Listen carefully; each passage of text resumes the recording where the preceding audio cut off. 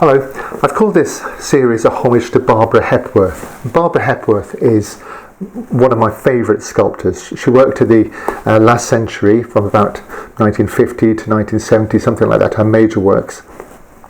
And she's known for, among other things, very simple forms where the sort of form itself is pure, clean, well developed, beautiful lines and holes.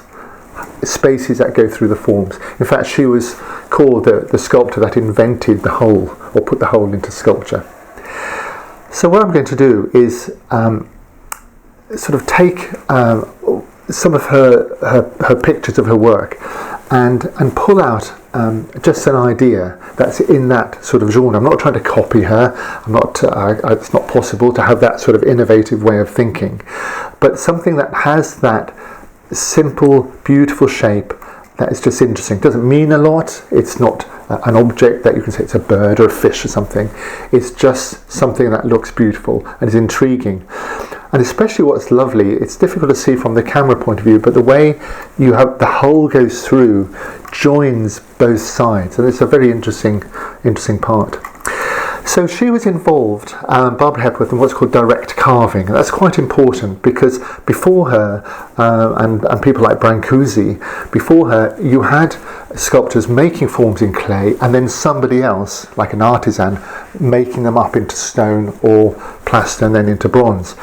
And she was very much involved, as was Henry Moore, in directly working with the material, suggesting with the tools what's happening. And that's how we work on this website. We might make models or we might make drawings, but at the end of the day, it's a process of making that gives us our final piece. And you'll see this as we go along. You'll also, at the end, you might see that I have painted in these recesses here, in these holes. This is something Barbara Hepworth did a lot, and I think is very interesting. It emphasises that hole. If you don't see it at the end of the series, then I haven't done it, and you'll just see this one as it is finished. So this is my piece of wood that I'm starting with. It's a limb off a tree, and I think you can see that how the gravity has pulled the grain, the fibres, the rings down with time. I've had it about 15 years and it's got tiny little splits here. It's yew wood, and I know that yew wood is pretty good for holding together, so I don't expect it to split. It's got a big bit of a branch here, another offshoot branch, and I'm thinking I'll use this part of the tree, of the limb.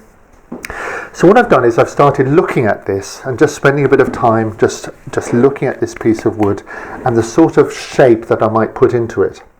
And one thing I realised was that here I've got a bit of a sort of rot going in that actually runs, when I look at the other side, actually runs down the whole length.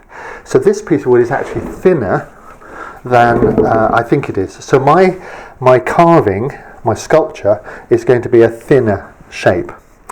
So sitting with that, I started doing a few sketches, and then what I did was I made several little maquettes, of which this proved to be the most successful. This is one I like, and it'll sort of fit in there. So I've carved it as opposed to modelling it, because I'm sticking to the carving idea. I use my carving gouges and rasps, because I know this is going to be a smooth surface, bringing out the grain of the wood. And what I'm interested in is these like very strong lines, these simple lines that I've talked about here, simple changes of planes, and somewhere in there, through there, is going to be my hole. So having made a sort of idea of what I want, looking at my piece of wood here, I'm not going to just copy this. This is my starting point. I'll see what I find when I get in there. The next thing for me to do is to find a way of holding it. And for me, I could make a little square block in there by sawing off a square at the bottom that could put in the vise. Or I think I'm going to start with my trusty old carver screw, fit that in the bottom, and grip it that way. And that'll be what I'll do next.